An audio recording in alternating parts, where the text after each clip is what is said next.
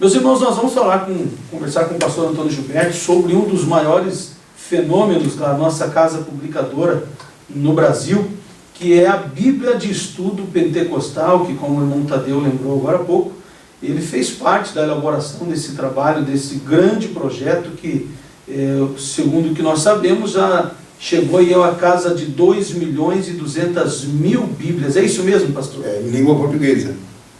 Que bom. O senhor pode falar alguma coisa sobre o lançamento, esse projeto, como é que funcionou, como surgiu? É uma história longa, nós vamos apenas resumir. Mas eu tive o prazer, a bênção de Deus de dirigir o projeto editorial e também a tradução. E isso foi uma tarefa que levou 10 anos. É claro que foi uma equipe, mas eu conduzi a equipe. E foram 10 anos de trabalho, eu juntamente com a esposa, de modo que ficávamos quase mais tempo na América do que no Brasil. E quando o autor da matéria de rodapé, a matéria pensada, das notas, faleceu em 91, eu fui convidado para assumir como representante do Brasil. Na época eu era apenas editor e tradutor. E foi uma tarefa hercúlea, difícil e delicada, mas graças a Deus, quando foi em 94, após 10 anos de trabalho, se fosse no tempo antigo, era tarefa para mais ou menos 30 anos.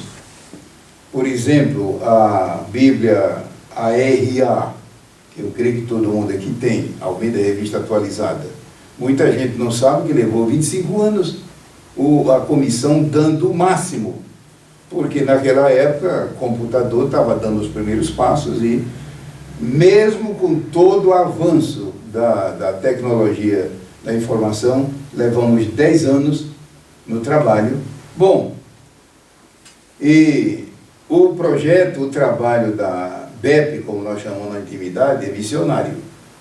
É missionário, ou seja, não há lucro pessoal para ninguém. É tudo para missão.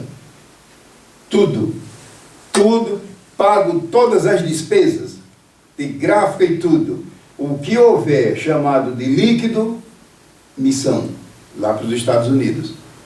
Missão, depois de pago tudo. A casa publicadora, é claro que recebe uma parcela, porque ela é distribuidora, mas no meu caso, por exemplo, que sou tradutor e editor, nós assinamos um documento, de modo que nem eu, nem a esposa, nem... Mas isso não é somente um projeto como esse, são outros também. A que ponto eu quero chegar? Que por causa disso, e a bênção de Deus, hoje ela está publicada em 28 idiomas. E quase tudo idioma lá da África, da Ásia, lá do Pacífico. Então, louvado seja Deus, louvado seja Deus.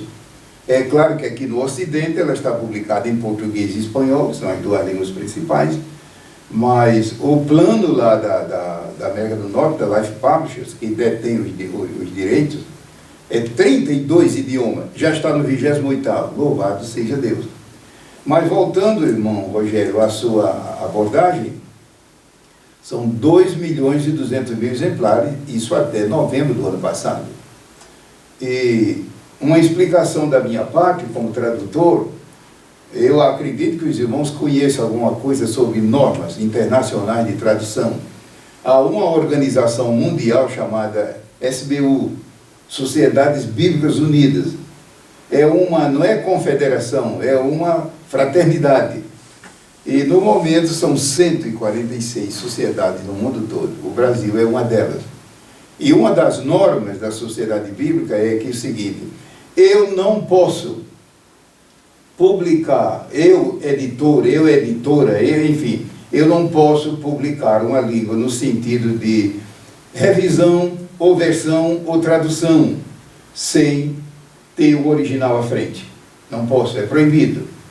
Então esse trabalho é muito delicado, muito exigente, ante os originais, tanto o hebraico, como o grego, como o aramaico, como o latim, que muita gente pensa que originais é só hebraico e grego.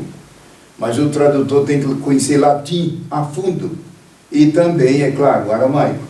Bom, voltando à linha de pensamento, por que é que ela leva o título de pentecostal? Que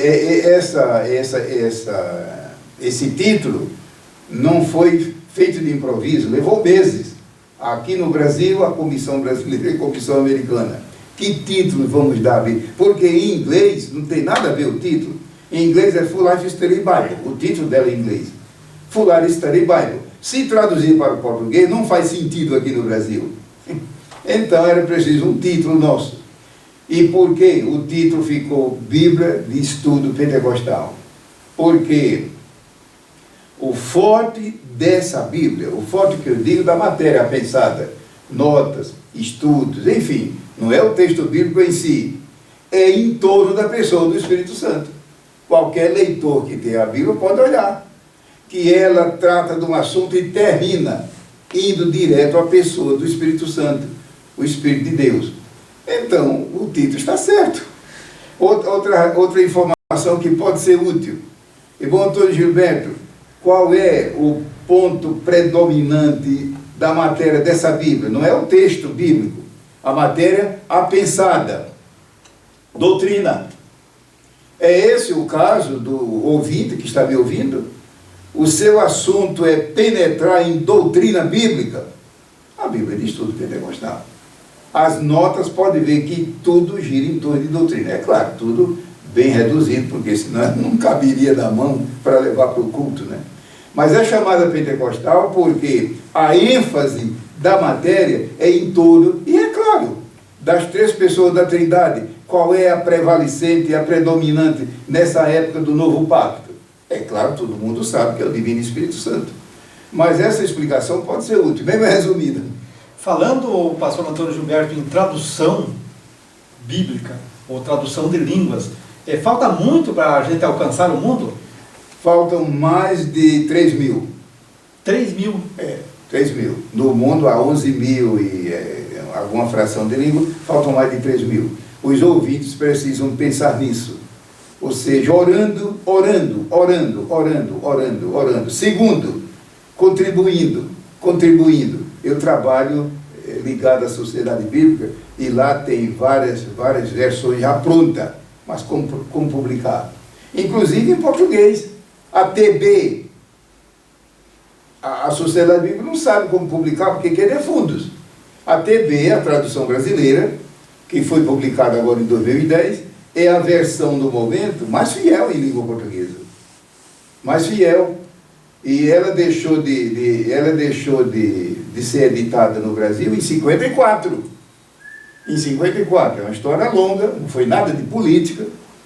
E longa. Graças a Deus que agora, em 2010, ela foi republicada. Mas uma quantidade de nada, por causa de dinheiro, né? Então, se no auditório que está me ouvindo tiver alguém que possa doar um cheque a partir de 500 mil, veja que não é fácil, é muito dinheiro. Muita gente pensa, a Bíblia é vendida quase de graça, muita gente nem pensa, nem sabe disso. Eles não sabem que aquilo ali é mais ou menos 1/3 ou menos do que foi gasto na publicação. Então, primeiro, orar para Deus, orar, mas orar para Deus suprir recursos. Terceiro, orar para Deus suprir tradutores. Está faltando tradutores. Ninguém quer se apresentar para ser tradutor. Essa área do tradutor, não tem a pessoa, não tem o profissional, que não seria bem um profissional. Não. Não basta ser profissional, ele tem que ter chamada divina para isso. E outra coisa, não há salário. A Sociedade Bíblica paga serviço. Então só quem tiver chamada divina. Uma pessoa que quer enriquecer, não dá. E quanto tempo leva para uma pessoa se preparar para poder ser um tradutor? De 15 a 18 anos. E essa pessoa precisa ter, além da licenciatura em português, ele precisa também cursar linguística, ele precisa também de filosofia, ele também precisa de hebraico, de grego, de aramaico, de latim, e outras cadeiras, né? E o tempo que leva para estudo da tradução, ensaio, e depois teste no campo, é 15 a 18 anos. 15 a 18 anos. Ou seja, não basta a pessoa ter doutorado, PhD. Não. Ele precisa ter experiência. E experiência só se consegue praticando. Então, Deus, por sua graça, fez isso comigo. É claro que faz com você também, que está me ouvindo. Mas estamos precisando de tradutores. E o apelo é para quem? Para jovens. As pessoas adultas que estão me ouvindo, por favor, não se ofendam. Mas digamos que uma moça, uma mulher, uma senhora, tem um chamamento para ser tradução, e essa moça ou senhora tenha 60 anos. Some 60 com 20, quanto é que dá? Que tempo essa pessoa terá para trabalhar para o Senhor? Quando estiver preparada, já não tem como trabalhar. Não tem como. Eu não estou aqui, é claro, negando o poder de Deus. Deus pode fazer de uma pessoa idosa um gigante. Mas isso aí não é regra, é exceção. Então o apelo é para você que é jovem. Se alguém estiver interessado, então entre em contato com a Casa Publicadora.